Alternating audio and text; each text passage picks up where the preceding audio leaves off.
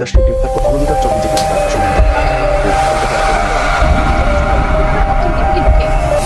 কোন জায়গায় আজান দিতে গেলে প্রশাসন অনুমতি লাগবে।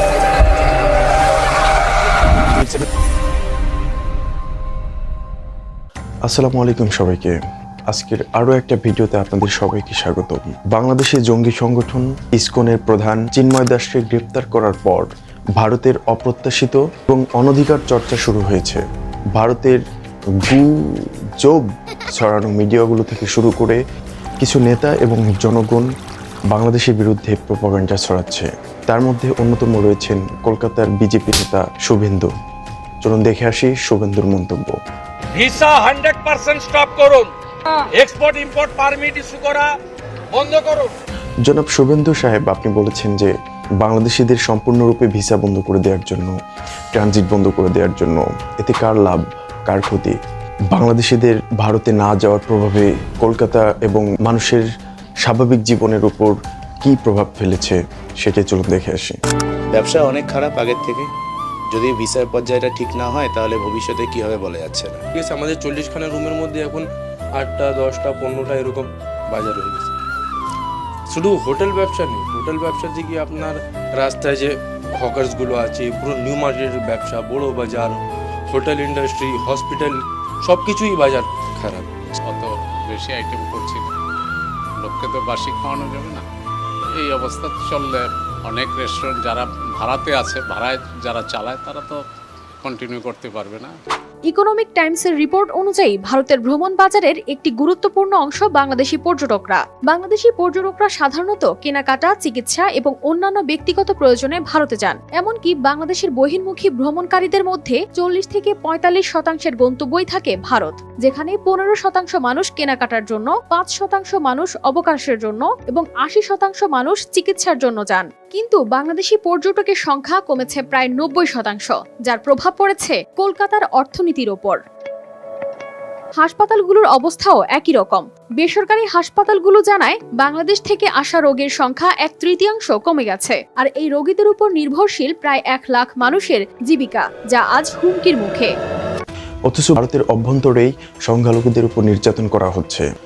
উত্তরপ্রদেশের সম্ভলের একটা মসজিদকে মন্দিরের জায়গা হিসেবে দাবি করা এবং মুসলিম জনগোষ্ঠীর পবিত্র স্থান আজমির শরীফের জায়গাকেও মন্দিরের জায়গা হিসেবে দাবি করছে কট্টরপন্থী হিন্দুত্ববাদীরা। লম্বা শুনানি হয়েছে, আমাদের তথ্য প্রমাণ নিয়ে জেরা হয়েছে, আদালত আমাদের কথায় সন্তুষ্ট হয়েছে, নির্দেশ আমাদের পক্ষে গিয়েছে।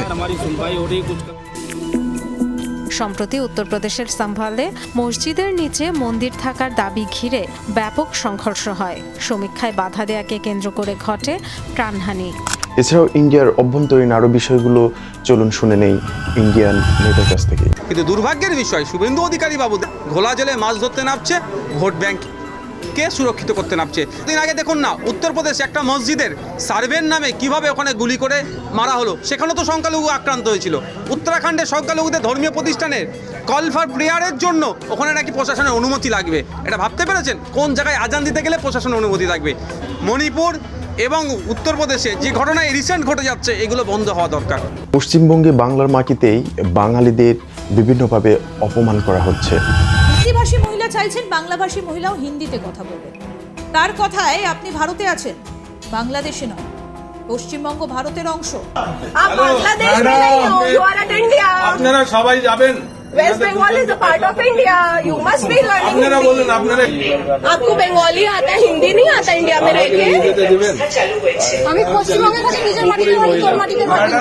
উনি আমার অপমান করছেন, আমার মাটিতে বসে আমাকে অন্য দেশে left is not yours, the metro is not yours, West Bengal is not yours. West Bengal আমার, metro আমার রাজ্যে আমার ট্যাক্সের টাকায় তৈরি। তোমার রাজ্যে নয়, তোমার ট্যাক্সের টাকায় নয়। সে বাংলাদেশি বলেছে কারণ বাংলার মাটিতে, সুভাষের মাটিতে, চিত্তরঞ্জনের মাটিতে, মাতঙ্গিনীর মাটিতে হিন্দি না জানলে এখন সে পররাষ্ট্রের হয়ে যায়।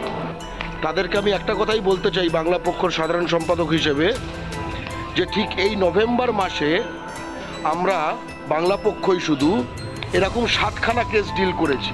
এরকম আরো অসংখ্য ঘটনা রয়েছে যেগুলো আমি পরবর্তী কোনো ভিডিওতে আলোচনা করব। আমি জনাব শুভেন্দুকে বলতে চাই, অন্য দেশের ব্যাপারে নাক গলানোর আগে নিজের দেশের ভাবমূর্তি রক্ষা করুন। যেভাবে পশ্চিমবঙ্গে আপনাদের অপমান করা হচ্ছে, আপনাদের মাতৃভাষা বলাতে বিতর্কিত হচ্ছেন, এইসব ব্যাপারগুলোর আগে সমাধান করুন। খালিস্তানপন্থী গুজরাট, কাশ্মীর, 7 সিস্টার্সকে রক্ষা করুন। অথচ এই সমস্ত কট্টরপন্থী, হিন্দুত্ববাদী ও মূর্খ নেতাগুলো তাদের ব্যক্তিগত এবং দলের স্বার্থের লোভে সাধারণ মানুষকে উস্কে দিচ্ছে। আমি আমার দেশ এবং ভারতবাসীদের সবার কাছে বিনীতভাবে অনুরোধ করছি, আপনারা এই স্বার্থান্বেষী মহলের উস্কানিতে পা না দিয়ে সত্যের ভিত্তিতে সাম্প্রদায়িক সম্প্রীতি বজায় রাখুন।